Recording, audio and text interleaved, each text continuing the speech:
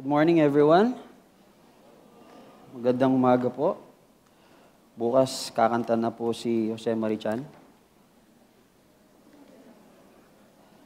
Prepared na po ba tayo sa mga pangririgalo natin? Simulan na po natin bukas yan. So we continue. We continue with our study of the book of Colossians. But before that, may I just request each one to just bow down their heads and close their eyes and just come to the Lord in prayer and pause for a moment.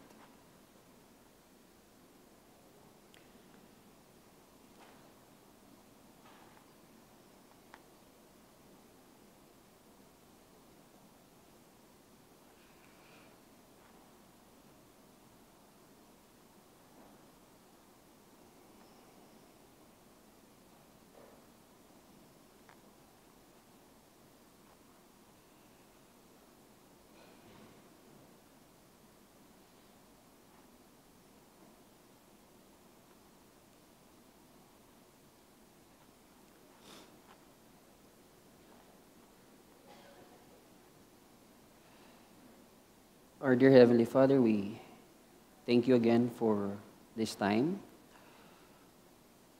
We thank you, O Lord, for bringing us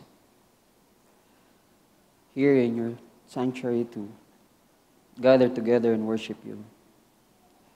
It is our prayer that we would offer ourselves living sacrifice, holy and pleasing to you. Remove anything that hinders. Check our hearts, our motives. Allow our minds to focus on you. We pray, O Lord, that if there's also anything that we have done that have displeased you, we ask for your forgiveness. Cleanse us, O Lord, even those that are hidden in our hearts. We pray that you would expose it today. And that we would all lay it down at your feet. Leave this place with peace and joy. For we know that you are victorious. We thank you, O Lord, for almost half of this year. Thank you for your goodness in our lives. Thank you for your faithfulness sa bawat isa sa amin. Though most of the time, Lord, we just fall and doubt and lose hope. But still, O Lord, you're there, faithful to us. Thank you for your protection. Thank you for your grace, your love. Thank you for your Son, Jesus Christ, whom you have given to us, to die for our sins, that we would have eternal life and experience once again the presence, your presence in our midst today. Lord, we pray that you would again move in our midst. We acknowledge your presence in this place. May your name be glorified, given thanks and praise in everything that we will do today. In Jesus' name we pray. Amen and amen. So we continue our study on the book of Colossians. We've finished chapter 1 and chapter 2. And yung context ng chapter 1 and chapter 2 is that Paul is explaining Jesus Christ as supreme. Yun po yung doctrine. Yun po yung gospel. Yun po yung bakit namatay si Jesus. Ngayon po, simula ngayon hanggang sa mga susunod na mga linggo, ang pag-aaralan natin kung paano ba ito na ilalarawan sa kanyang mga anak. I assume everyone, tayo, paano mailalarawan yung pagiging supreme ni Jesucristo sa mundong ito. And so as we study that, we look at what we call as reality check. Familiar po ba kayo sa word na reality check?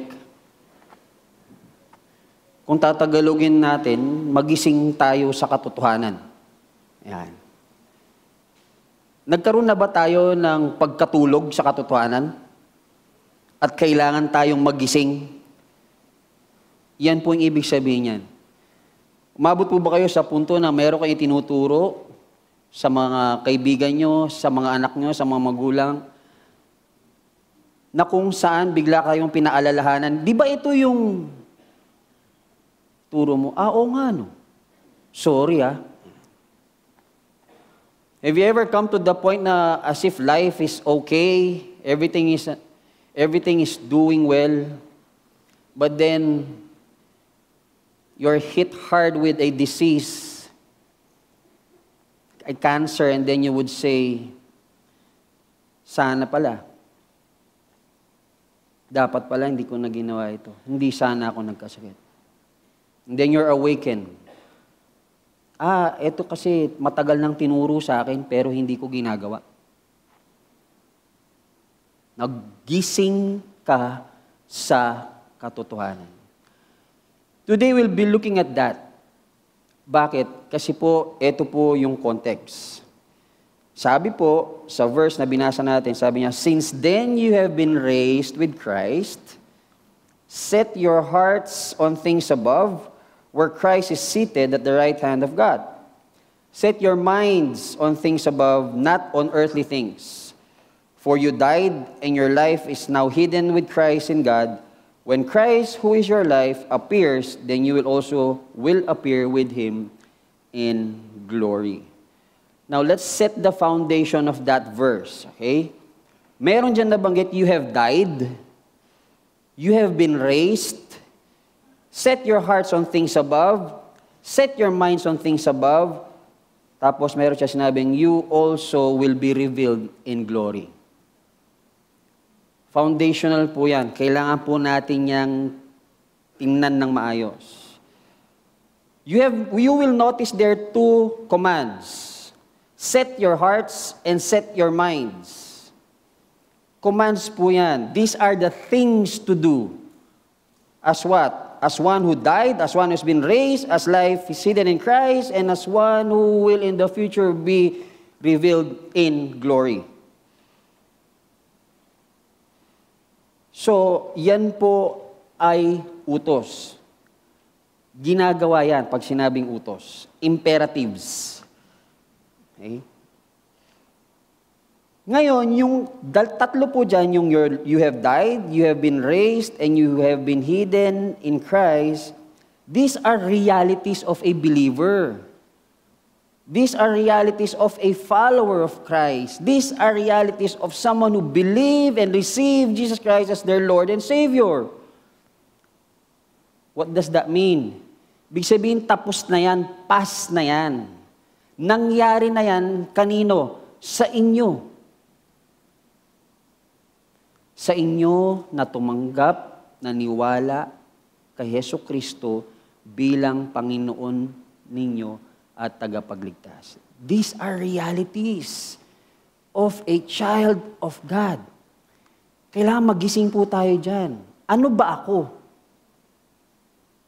Ano ba ibig sabihin ng born again? Ano ba ibig sabihin ng Kristiyano? Ano ba ibig sabihin ng mananampalataya at tagasunod ni Jesus? Yan po yung foundation. Yung pong pang-apat, yun po yung you will also be revealed in glory, yan po ay future promise. Yan po ay pag dumating na si Yesu Kristo at kukunin na niya lahat ng kanyang mga anak. And when Jesus returns, He will reign in glory, and we will reign with Him in glory. Yan po ibig sabihin yan. So very, very foundational po yan. Kailangan po nating intindihin yan at malaman. Kung kaya nga sinimulan ni Paul, sabi niya, since then, yung verse, sa ibang translation sabi niya, therefore, kung alam ninyo, tinatanggap ninyo, chapter 1 and chapter 2, na si Jesus ay supreme sa lahat dito sa mundo, dapat ito kayo. Ito tayo bilang anak niya. Halinaw. Ang tanong, paano natin maintindihan itong mga realidad na to? Paano tayo namatay? Buhay naman tayo. Tama? It's a logical question. How can we say we died if we're alive? Look at Colossians 2, verses 11 and 12. Ito nabanggit po ni Pastor Glad last Sunday. Sabi niya, in Him you were also circumcised, with a circumcision made without hands, in the removal of the body of the flesh, by the circumcision of Christ, have been buried with Him in baptism, in which you were also raised up with Him through faith in the working of God, who raised Him from the dead. Nung pong tinanggap natin si Jesus, sumunod tayo sa baptism. Yan ang sinisimbolo na matay, na buhay, at ngayon, pagdating ni Jesus, we will be in His presence. Yan po yung simbolo nun. We have died. Our old flesh. Kaya nga sinasabi yan, circumcision without hands. Ang buried at ang raised, yan po yung mga simbolo ng baptism. At yung faith dyan, sabi niya dyan, through faith, yan yung ginagamit ng Diyos para tayo, to believe in whom? Jesus Christ, death, works, and resurrection. So tayo ngayon ay nagkaroon ng union. Nakiisa tayo kay Hesus Kristo. Ganyan po tayo namatay. Our old flesh. Okay. Sinong namatay? Buhay nga ako. Romans 6:6.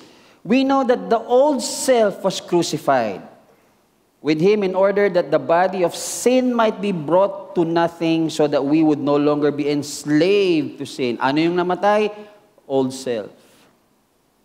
Galatians 5:24, and those who belong to Christ Jesus have crucified the flesh with its passions and desires. Mamaya makikita po natin kung ano yung passions and desires ng kalamnan, na kung saan yun ang namatay sa atin at naipako kasama ni Jesus. Galatians 2:20, I have been crucified with Christ. It is no longer I who live, but Christ who lives in me. And the life I now live in the flesh, I live by faith in the Son of God, who loved me and gave Himself for me. We have died. What died? Our old self. What is our old self? Its passions and its desires. Earthly passions. Later on, we would understand that. So paano naman tayo mabubuhay? How are we raised with Christ? Again, we go back to Colossians chapter 2, verses 12 to 13. Sabi niya, having been buried with Him in baptism, in which you were also raised up with Him through faith in the working of God, who raised Him from the dead, when you were dead in your transgressions and the uncircumcision of your flesh, He made you what? Alive. Together with whom? With Him, having forgiven us all our transgressions. Colossians 3, verse 9 to 10, sabi niya, do not lie to one another, seeing that you have put off the old self with its practices and have put on the new self, which is being renewed in the knowledge after the image of our Creator. New life. Romans 7, verse 6, but now you were released from the law, having died to that which held us captive, so that we serve in the new way of the Spirit and not in the old way of the written code. There's something new in our lives. May bago, and it's in the way of the Spirit. It's no longer by the flesh. Romans 6:4, we were buried therefore with Him by baptism into death, in order that just as Christ was raised from the dead by the glory of the Father, we too might walk in the newness of life. we are raised in the newness of life. Our old self has been crucified together with Christ, with its passions and desires, and we no longer live by the flesh, but live by the way of the Spirit. That is a child of God. Paul is saying in these verses, the reality of the believer's identity, you have been raised up with Christ, when used in the Greek means to raise up together from mortal death to a new and blessed life dedicated to God. This is a union language, which means we share in Christ's resurrection. And not only that, Paul says our life is hidden in Christ, and we will all appear with Him in glory. Simply put, brothers and sisters in the Lord, Christ is our very life.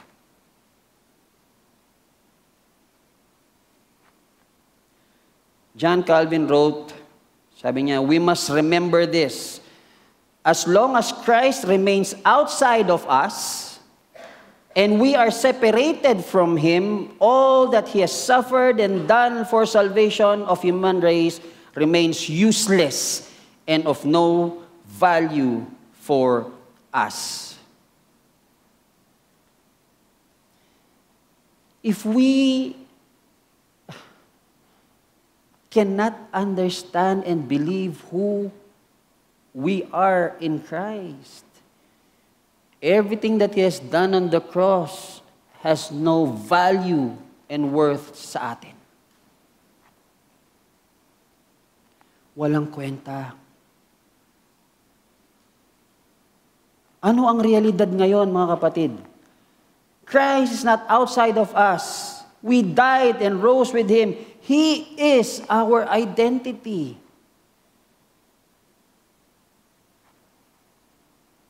Our identity is not how the world sees you. Our identity is not our job, our race, struggles, past mistakes, personal achievements, or even the ministry we're involved in. It is in Christ alone.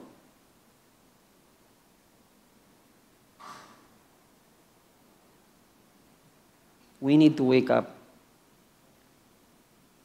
We need to wake up. And that's the reality of who we are. Hindi po ito condemnation, mga kapatid. Ito po ay encouragement para magising tayo sa katotohanan. Marami pa sa atin nagtatanong, ano ba ako? Ano bang ginagawa ng isang Kristiyano? Ano bang ginagawa ng isang mananampalataya? Yan po yun. Pag natatandaan natin yan, pag naalala natin yan, yung kalagayan natin yan, hindi tayo magkakaroon ng pagdududa sa mga ginagawa natin. Bagkus, magiging founded po tayo. At maintindihan natin ang bawat pagkilos. And we can navigate through life's difficulties. I hope that's very, very clear. So, since the believer's identity is in Christ now, then their lives should be dominated by the pattern of heaven, bringing us now to the direction of the earthly duties. Paul wrote, sabi niya nga, set your minds, set your hearts on what? Things above. The question is, ano yung things? Now, the usage of set your words means seek, zeteo in Greek, meaning you seek or you strive. You aim at. I-goal mo. I-set mo. Now, the word set your minds, on the other hand, is proneo in Greek, meaning to direct one's inner perspective, to think continually on something. What is that something? Something that is above. So to summarize that, Paul is saying you strive as a believer, you aim your attention towards things above, you concentrate on your concern on what is eternal and not what is on the temporal. What is the temporal? This world. What is the temporal? Our clothes. What is the temporal? Our cars, shoes, everything else are all temporal. So what did Paul say? Focus on what is eternal. And to further understand this, meron pong sikat na theologian, Dallas Willard, meron po siyang sinulat na libro, yung Renovation of the Heart. Sabi po niya dyan, the mind plays a central role in the Christian spiritual formation because it is the primary place where thoughts, ideas, and images shape our inner life and guides our choices. Totoo yung sinabi niya kasi when you go to Romans 12:2, anong sabi ni Paul? Transformed by the renewing of what? Your minds, not in the patterns of the world. Willard is emphasizing that the spiritual formation begins with the reshaping of our thought life. Why? Because old thought patterns was shapen by the world system needs to be replaced with God's truth. Nung wala si Jesus sa buhay natin, lahat ng naitanim sa isip natin, galing lahat sa mundo. Sabi nito, sabi ni ganyan, na-experience ko, ito yon, tama, okay, mali, yan. Sabi ni Pablo, i-renew mo yung pag-iisip mo para maintindihan mo yung pagiging anak mo at pagiging mananampalataya kay Jesus. When we strive, concentrate, and train our minds to focus on the reality of God and His kingdom, our mind becomes renewed and it brings clarity. It brings peace, freedom under Christ, that we see life as Jesus sees it. Ang buhay natin sa mundong ito, nakikita natin ayon sa kung papaano tinitingnan ni Jesus ang buhay. Hindi sa tingin ko, hindi sa tingin ng magulang ko, hindi sa tingin ng kung sino-sino, kung hindi sa tingin ni Jesus. So we go back. Ano yung things? Kung lahat ng meron tayo ngayon, temporal things, ano yung things above? Ano yung sinasabi ni Pablo na etong isipin mo yung nasa taas? Ito po yun, Romans 8:5. For those who live according to the flesh set their minds on things of the flesh, but those who live according to the Spirit set their minds on things of the Spirit. Now, hindi naman po natin pwedeng sabihin na yung things of the Spirit ay sapatos, damit, relo, kotse. Hindi. So, ano ibig sabihin? What are now the things of the Spirit that is now in us? Para natin maintindihan. These are the things. Attitudes of the Holy Spirit. Values of the Holy Spirit. Ways of the Holy Spirit. And the will of the Holy Spirit. Yan po ang spiritual. Yan po ang sinasabi na ituon natin ang ating pag-iisip sa mga bagay na yan, makalangit. Philippians 2:21, For they all seek their own things, not the things of Christ. We go back again. Ano yung things ng Diyos? Anong things ni Jesus? Sapatos? Damit? Hindi. Ano yon? The things of Jesus Christ means what? His interest, His purpose, His plans, His ways. Those are the things of Christ. Therefore, the things that are above, that Paul is saying, set your minds and set your hearts on things above, are what? God, Jesus Christ and the Holy Spirit's what? Interests, attitudes, values, desires, purposes, and ways. Those are the things that are about.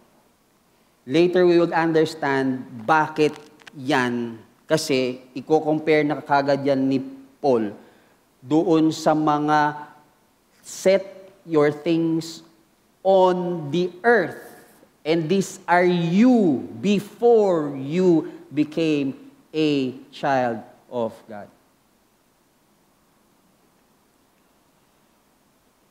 So, reality check number 2. Mamulat na po tayo. Ang kaisipan natin, you should set your minds, you should set your desires, ways, plans, attitudes, interests, values in whom? In Christ. Bakit above? Kasi anong sabi? Because He is seated at the right hand of God, and your life is hidden in Christ, in God.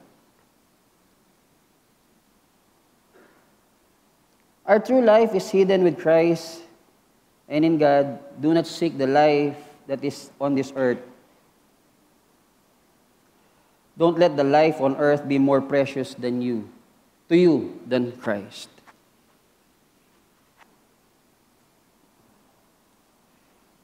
I hope that is again clear sa atin po bilang mananampalataya. Set our things and our hearts on what is above. Now we go now to the description. We go now to Paul, what is now. So we know who we are. Bakit kailangan natin gawin ito? Kasi ito tayo dati. Sabi niya, put to death therefore whatever belongs to your earthly nature. Yan na. What is our earthly nature? Sexual immorality, impurity, lust, evil desires, and greed, which is what? Idolatry. When you say put to death, necrosate, it means kill it, patayin, make it a corpse, put to death. Yan po ibig sabihin nun. Hindi basta-basta na, aware ka, pero, okay. Hindi. Sabi, patayin mo. Ang alin? Our earthly nature and whatever belongs to the earthly nature. Romans 8:13, if you live according to the flesh, you will die. But if by the Spirit you put to death the deeds of the body, and what? You will live. Ito ang tanong, paano? Paano papatayin? Ang sabi dyan, by the way of what? The Spirit that is in you. Brothers and sisters in the Lord, this is what we believe. When we receive Jesus Christ as our Lord and personal Savior, the indwelling of the Holy Spirit resides now in us. He will reside in us. The Holy Spirit.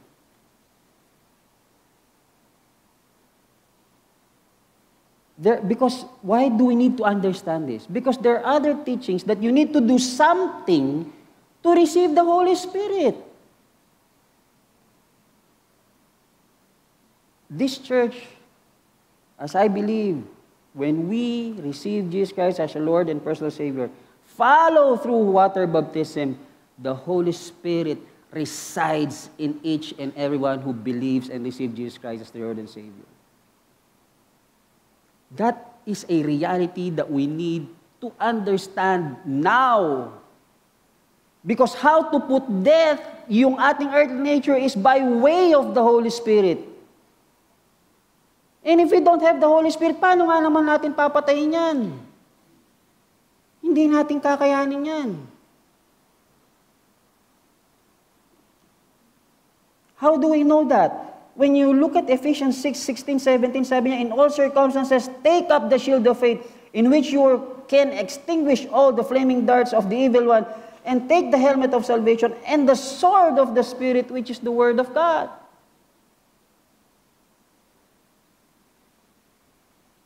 Ano yung papatay sa ating lamang lupa?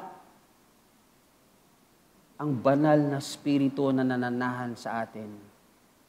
Sa pamamagitan ng salita ng Diyos. That's why you always hear from someone, from pastors who speak, read God's Word. Understand God's Word. Kasi yan ang magiging katulong natin. And through the Holy Spirit, sasabihin natin, hindi ko maintindihan, allow the Holy Spirit to work in you so that we would understand. That's how it is for all believers. No one exempted. Unless we don't believe. Yun lang naman yun eh. Left and right lang eh. Paniwalaan mo o hindi mo paniwalaan. Tama? At yung pinaniniwalaan mo, malamang sa malamang, yun ang gagawin mo. So kung naniniwala tayo dito, gagawin natin to. Dahil, ang identity natin, si Jesus.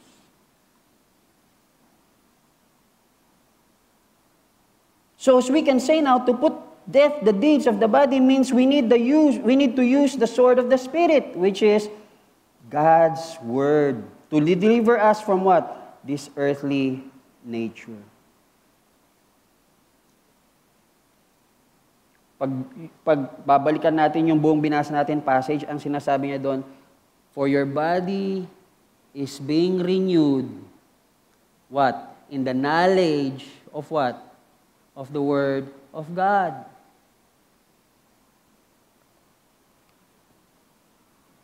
Kaya ang hirap magbago kasi hindi tayo sumusuko sa salita ng Diyos. Ang hirap magbago dahil yung gusto natin, yun pa din ang pinapairal natin. Ito nga lang ho yung tanong ko eh. Bakit nung tayo empleyado, sumusunod tayo sa boss natin? Bakit? Kasi alam natin yung goal natin, di ba? Ano yung goal? Magtrabaho. Alam natin yung goal natin. Ano? Empleyado. Alam natin yung goal natin para magkaroon ng panggastos. Di ba? Tama, mali? Tama. Pangit ba? Hindi naman eh. So ngayon ang tanong, sa pagkamulat natin sa realidad, anak ka ng Diyos. Sabi ng Diyos, ito ang saliksikin mo, ito ang pagtuunan mo ng pansin, ito ang gawin mo. Ang tanong, ba't di natin ginagawa?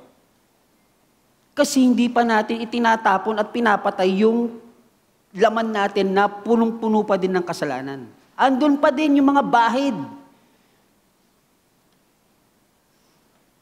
Brothers and sisters in the Lord, God went through all of that so that we would be free from the enslave of sin. Tanggapin natin yan para magkaroon tayo ng kalayaan, sumunod, at makiayon sa Diyos. Pagpatuloy nating hawak-hawak yan, mahirap. Especially sa mundo ngayon na nangyari. It's so hard. And so we come now to this. We need to love more what is above. Mahalin natin kung ano ang nasa taas. Si Jesus na nakaupo sa kanang kamay ng Diyos. Sa paanong paraan? We set our hearts and minds on Him. We trust Him. We value Him.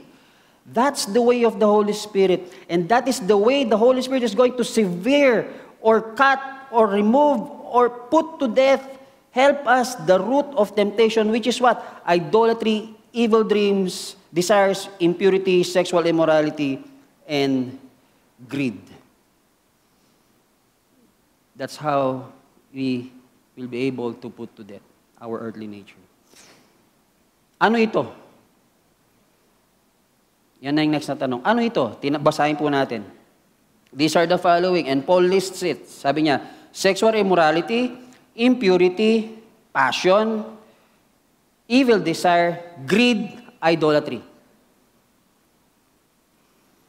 How do we put all of this to death through the way of the Holy Spirit? Now, let's first discuss it so that we could also be aware of what are these things that Paul has mentioned. Sexual immorality is in Greek porneia, where we get the word fornication. What is fornication? It is sex outside marriage. Pag hindi kasal, wag magkakaroon ng sexual intimacy. That's sexual immorality. And in a wider scale, when you look at and study Paul in his writings of Romans and Corinthians, there is a wider understanding of what sexual acts are. And for some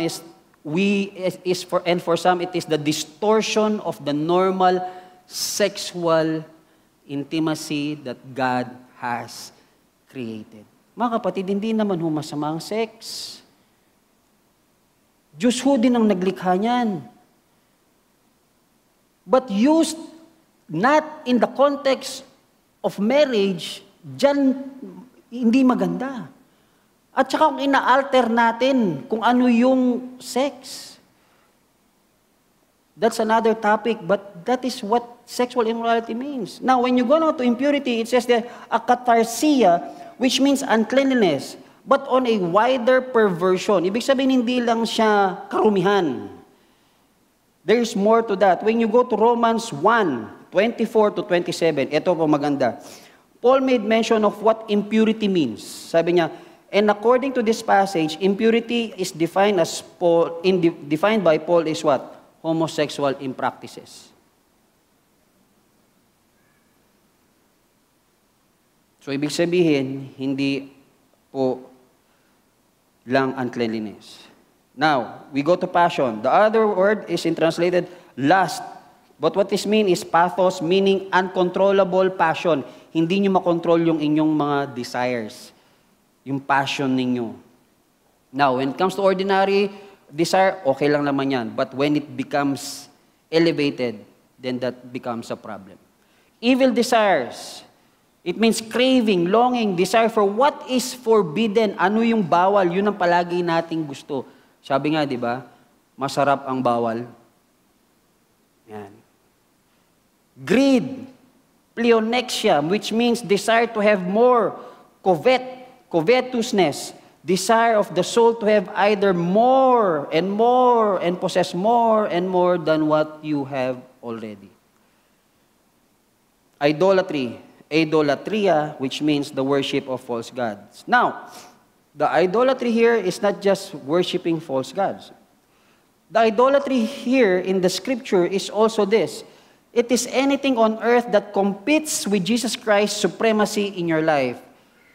Paul set the standard that Jesus Christ is supreme. Now, anything now that competes with Jesus Christ as center, as supreme in your life, becomes now idolatry. And we are called what?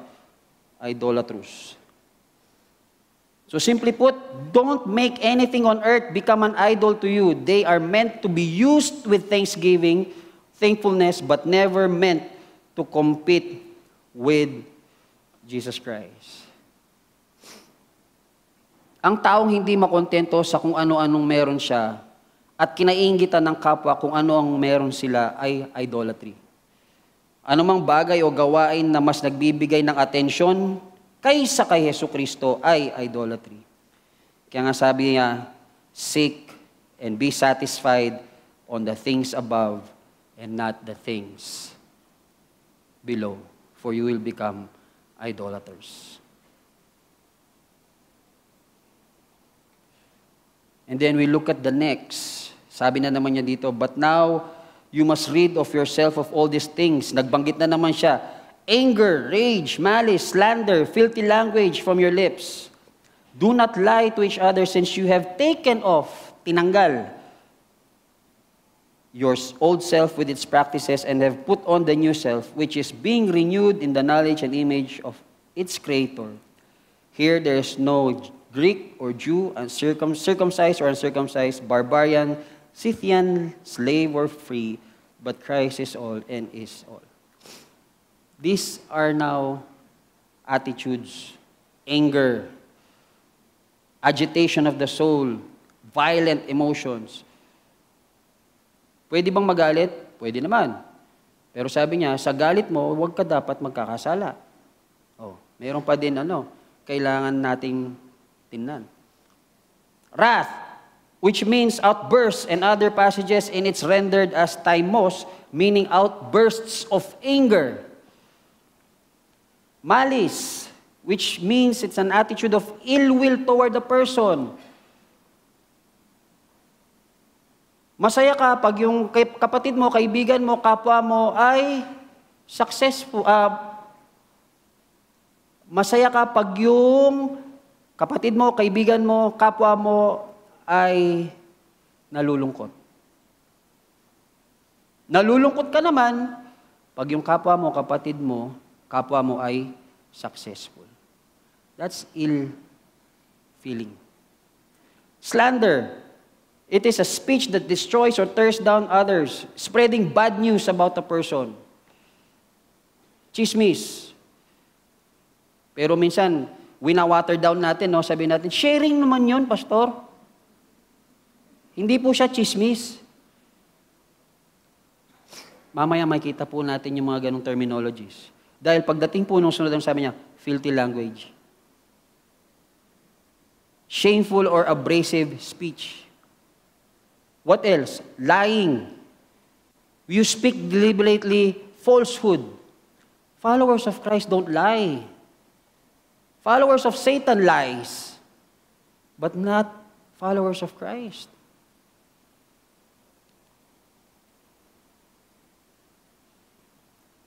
Kung titingnan niyo po yan, mga kapatid, progressive yan. Allow me to take 2 minutes lang. Progressive yan. Your sexual the sins of sexual immorality, passions, evil desires,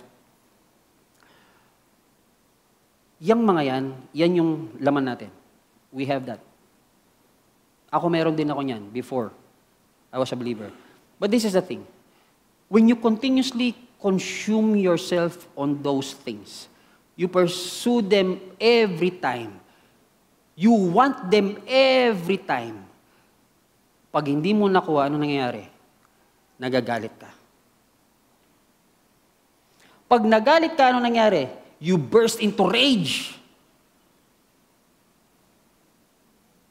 Pag nag-burst ka sa rage, ano nangyayari? Nagsasalita ka ng hindi maganda sa mga kapwa mo. Pag hindi ka nagsalita na maganda sa kapwa mo, ano nangyayari sa'yo? Nagmumura ka.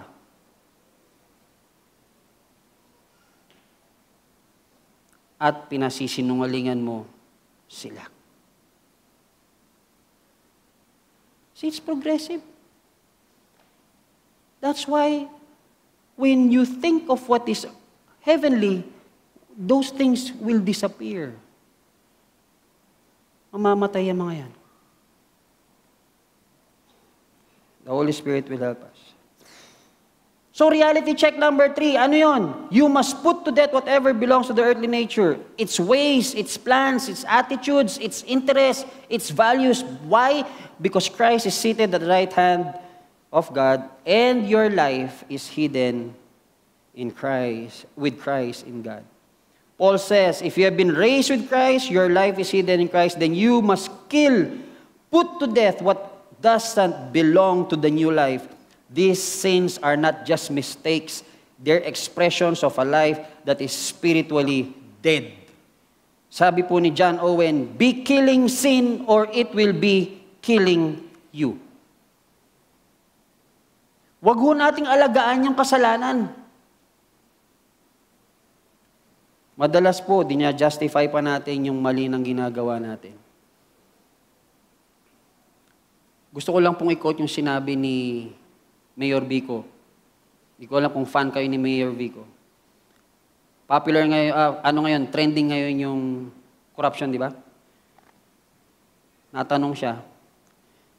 Sabi nga, anong tingin mo sa corruption? Sabi niya, sana po ang kaisipan ng tao, tingnan ang korupsyon bilang malaswa. Tingnan ang korupsyon bilang hindi maganda. Bilang kinaiinisan. Bakit ganon? Para sa ganon, hindi mo siya gagawin. tingnan din natin ang kasalanan na masama. Tingnan natin ang kasalanan na hindi gusto ng Diyos. Tingnan natin ang kasalanan na yan ang ikinamatay ni Jesucristo na tanggalin sa atin. Pag nakikita natin na gano'n yun, at tingnan natin ang kasalanan na yun ang nagdadala sa atin sa kamapakan, hindi na natin gagawin yung mga yan. Napakasimple lang naman, di ba?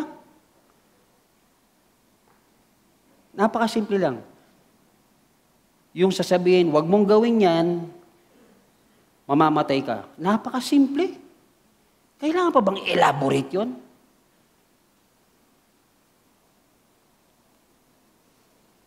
Think of sin like a weed in a garden na kung saan, kung hindi mo papatayin yung ugat, paulit-ulit mo siyang pinuputol.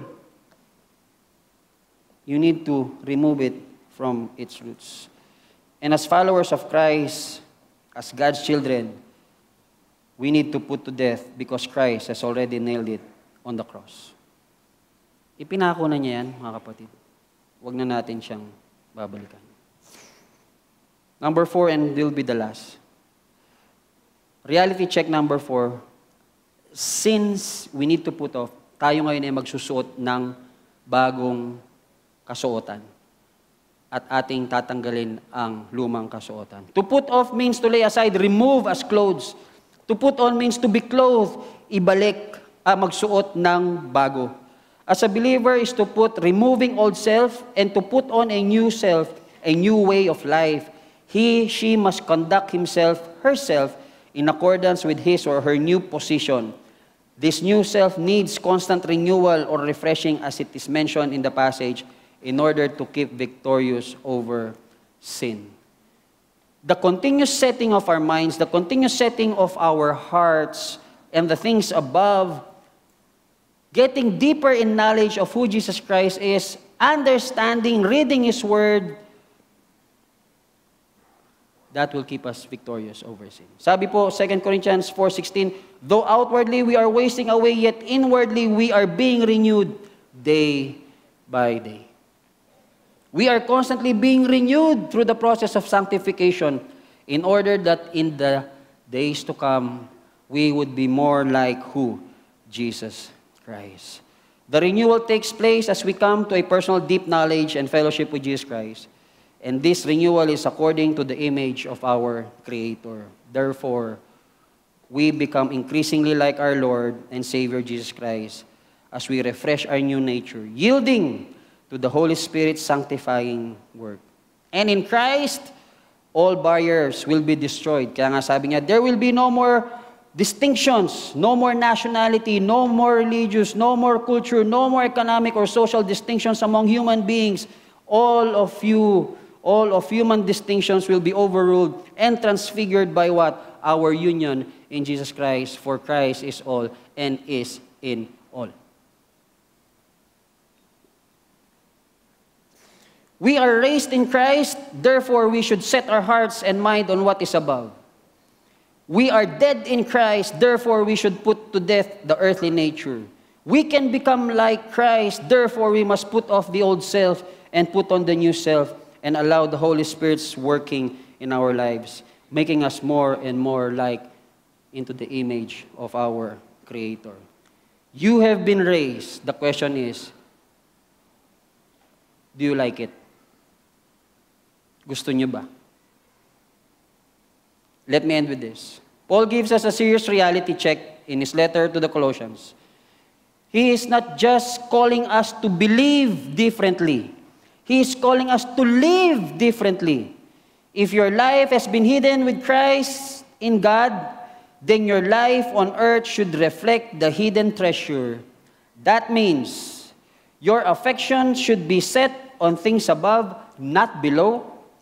Your identity is no longer found in your past, your habits, your failures, or even your culture. It is found in Christ. Your old self has died, so the new self can now live and grow. Take a bold inventory of your life. Ask yourself, is the life I'm living in alignment with the life I've been raised to? You have been raised. Now live raised by the power of the Holy Spirit. Magandang umaga po muli, mga kapatid sa Panginoon. Let's all stand as we come to the Lord and respond with this song.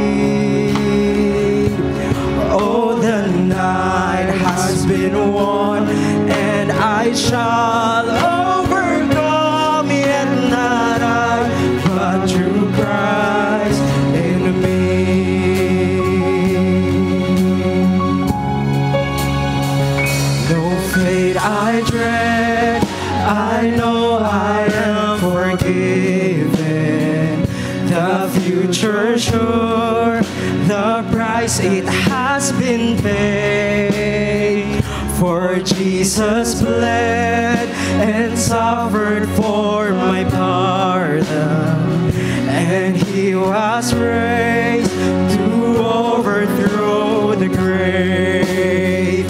To this I hold, my sin has been defeated.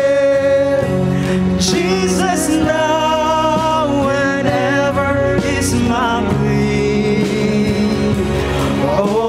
chains are released, I can sing, I am free, yet not I, but through Christ in me. With every breath, I long to follow Jesus, for he has said that he will bring me home, and day by day I know he will renew me until I stand with joy before the throne. To this I hold, my hope is only Jesus, and all the glory evermore to him. And when the race is complete, still my lips shall repeat, yet not I, but through Christ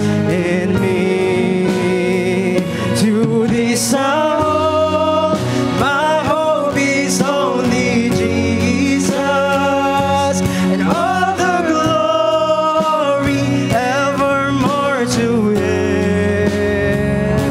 And when the race is complete, still my lips shall repeat, yet not I, but through Christ in me. When the race is complete, still my lips shall repeat, yet not I, but through Christ in me. Yet not I, but through Christ in me.